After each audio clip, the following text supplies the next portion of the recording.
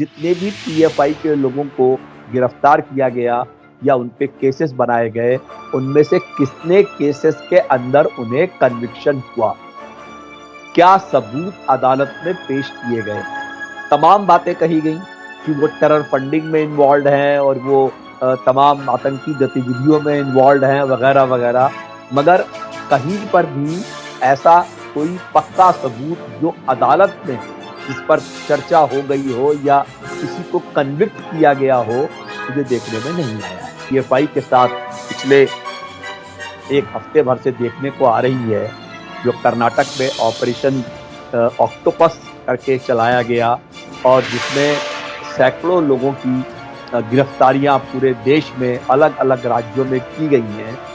ये कुछ सरकार का एक हाई हैंडेडनेस या एक सरकार की तरफ से एक ऑपरेशन की कार्रवाई नजर आती है, क्योंकि इस संगठन में पूरे के पूरे जो लोग हैं वो माइनॉरिटी कम्युनिटी के हैं और सरकार की जो भाजपा और आरएसएस से संचालित होती है उसकी माइनॉरिटी कम्युनिटी के साथ जो दुश्मनी है वो जिस दिन से सरकार बनी है उस दिन से हम देखते आ रहे हैं।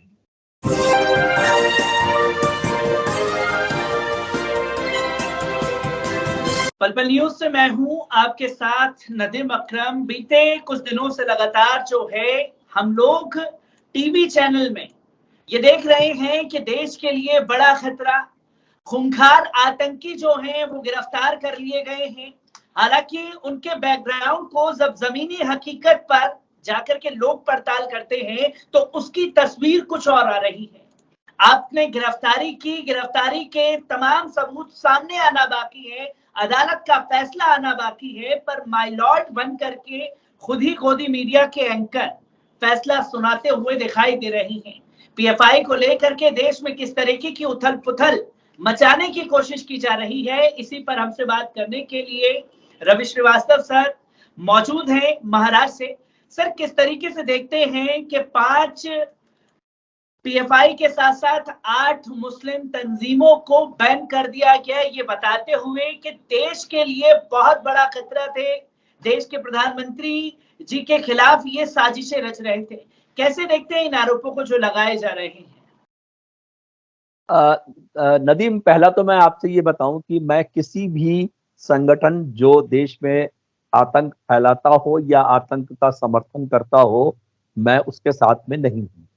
मगर सच्चाई ये है कि जो आज इस तरह की कार्रवाई पीएफआई के साथ पिछले एक हफ्ते भर से देखने को आ रही है, जो कर्नाटक में ऑपरेशन ऑक्टोपस करके चलाया गया और जिसमें सैकड़ों लोगों की गिरफ्तारियां पूरे देश में अलग अलग राज्यों में की गई हैं, ये कुछ सरकार का एक हाई हैंडेडनेस या एक सरकार की तरफ से एक ऑपरेशन की कार्रवाई नजर आती है, क्योंकि इस संगठन में पूरे के पूरे जो लोग हैं वो माइनॉरिटी कम्युनिटी के हैं और सरकार की जो भाजपा और आरएसएस से संचालित होती है उसकी माइनॉरिटी कम्युनिटी के साथ जो दुश्मनी है वो जिस दिन से सरकार बनी है उस दिन से हम देखते आ रहे हैं। मेरा सोचना ये है कि पहली बात कि अभी तक तो ये एक दमनात्मक कार्रवाई है, एक तरीके से मैं कहूंगा, और एक आवाज बंद करने वाली कार्रवाई है। और जैसा आपने बताया कि इसके साथ 6 या 7 और संगठन जो अलग अलग तरीकों से कौम की तमाम चीजों में राहत पहुंचाने का, मदद करने का काम कर रहे थे, उन्हें भी इसमें इन्वॉल्व किया जा रहा है। तो मैं समझता हूं कि ये एक जबरदस्ती की गई कार्रवाई है और ये सरकार सिर्फ दिखाने के लिए ये कर रही है कि वो मेजॉरिटी कम्युनिटी के साथ है। आगे आने वाले 2 राज्यों में आप इलेक्शन देख रहे हैं, गुजरात में, हिमाचल प्रदेश में, दिल्ली में एमसीडी के चुनाव होने हैं, महाराष्ट्र में बीएमसी के चुनाव होने हैं।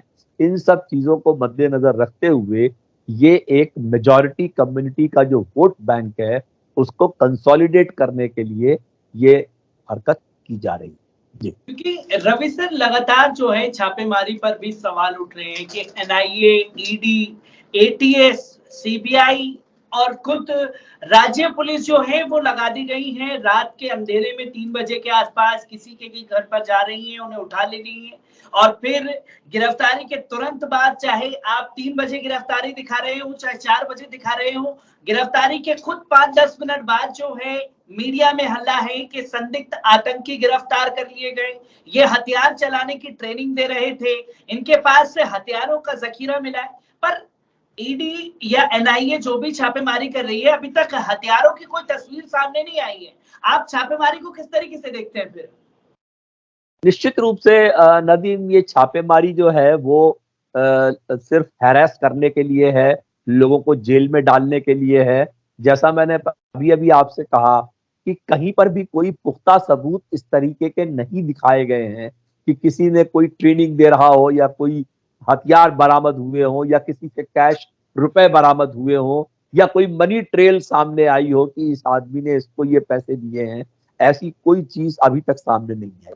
और मुझे तब ज्यादा दुख होता है देख करके कि इस देश में जो दूसरे संगठन आतंक का माहौल पैदा करते हैं, उनके तो साथ सरकार खड़ी दिखाई देती है।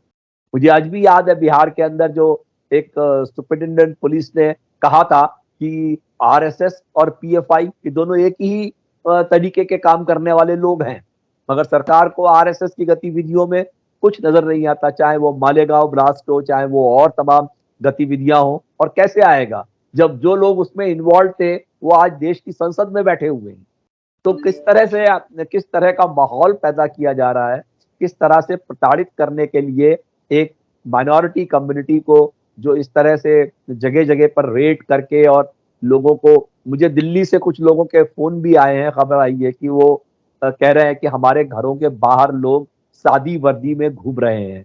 जब देश के सारे संगठन इसमें जो सिक्योरिटी एजेंसीज हैं, चाहे वो सीबीआई हो या एनआईए हो, चाहे वो ईडी हो, सबको लगा दिया गया है। तो उनका मकसद ये है कि वो किसी न किसी मामले में लोगों को फंसा लिया जाए। इसमें एटीएस, यूआपा और एनआईए के जो एक्ट लगाए जा रहे हैं वो इसलिए हैं ताकि उन्हें जल्दी जमानत न मिल सके, क्योंकि अंततः तो कोर्ट में मामला जाएगा तो कोर्ट में जो भी है वो दूध का दूध पानी का पानी हो जाएगा। मगर पहले से ही ऐसे पुख्ता इंतजाम किए गए हैं ताकि उन लोगों को जमानत न मिल सके। और ये जो पूरा मामला है ये सेंटर से कोऑर्डिनेटेड है। ये केंद्र सरकार खुद, जो मैं समझता हूं कि शायद केंद्र सरकार का गृह मंत्रालय है, वो ही इन सारी गतिविधियों को कोऑर्डिनेट कर रहा है पूरे देश भर में, हर राज्य के अंदर।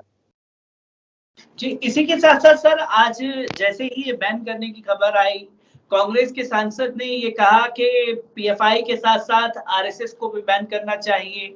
दिग्विजय सिंह ये बोल चुके हैं कि पीएफआई को बैन किया जा रहा है तो आरएसएस को भी बैन कर देना चाहिए। या राहुल गांधी एक दिन के लिए केरल में अपनी यात्रा रोक देते हैं तो ये बताने की कोशिश की जाती है कि साहब देखिए कि पीएफआई का समर्थन कांग्रेस कर रही है। अगर आरएसएस के खिलाफ बैन करने की मांग भी कर दी जाती है तो ये मीडिया ये बता रहा है कि देखिए किस तरीके से आपत्तिजनक बयान दे दिया है आरएसएस के खिलाफ। ये जो माहौल है, किसे देख रहे हैं कि पीएफआई को टारगेट करना सिर्फ एक बहाना है, दरअसल आरएसएस की जो गतिविधियां हैं उस पर पर्दा डालने की कोशिश हो रही है। जी हाँ, देखिए गोदी मीडिया आज से नहीं, कई रादर मैं कहूंगा कुछ महीनों से देश में यह माहौल बना रहा है कि जो पीएफआई है वो असलियत में जो पीछे एक बैंड संगठन देश में सिमी के नाम से ऑपरेट करता था, उसके संगठन के ही बंद होने के बाद पीएफआई का को चालू किया गया। और जो बहुत सारे लोग जो सिमी से कनेक्टेड थे वो पीएफआई में अलग अलग तरीकों पे इन्वॉल्व बताए गए। तो मेरा ये कहना है कि आज आपको 8 सालों के बाद, जो सरकार 2014 में बनी, तो 8 सालों के बाद आपको ये क्यों समझ में आया कि हम इसे बैन करना चाहिए? 8 सालों तक आपने क्या इसकी गतिविधियां देखी? कितने लोगों को आपने देखा कि वो कन्विक्ट हैं? कितने लोगों को आपने देखा कि वो आतंकी गतिविधियों में इन्वॉल्व हैं? और जैसा कि आपने बताया कि वो आरएसएस जो संगठन है, वो जिसका भी वो भी जो ट्रेनिंग देते हैं वो आप सारी शाखाओं में आप देख सकते हैं। तो इस तरह से अगर एक बात कही जाए तो मैं समझता हूँ कांग्रेसी सांसद ने गलत नहीं कहा है कि दोनों को ही अगर बैन करना है तो दोनों पर बराबरी से वो करना चाहिए। पर ये एक डिस्क्रिमिनेटरी, एक भेदभाव वाली जो राजनीति सरकार इस देश की करती है, ये उसी का एक हिस्सा है, जिसमें आप अजान, हिजाब, हलाल, मदरसा, बुलडोजर पॉलिटिक्स और चीजें देखते हैं। ये उसी क्रम के अंदर एक आखिरी एक कड़ी है कि किस तरह से उनके संगठनों को बैन किया जाए और आगे के लिए उन पर एक पाबंदी लगाई जाए। चलिए, बहुत बहुत शुक्रिया सर हमसे जुड़ने के लिए।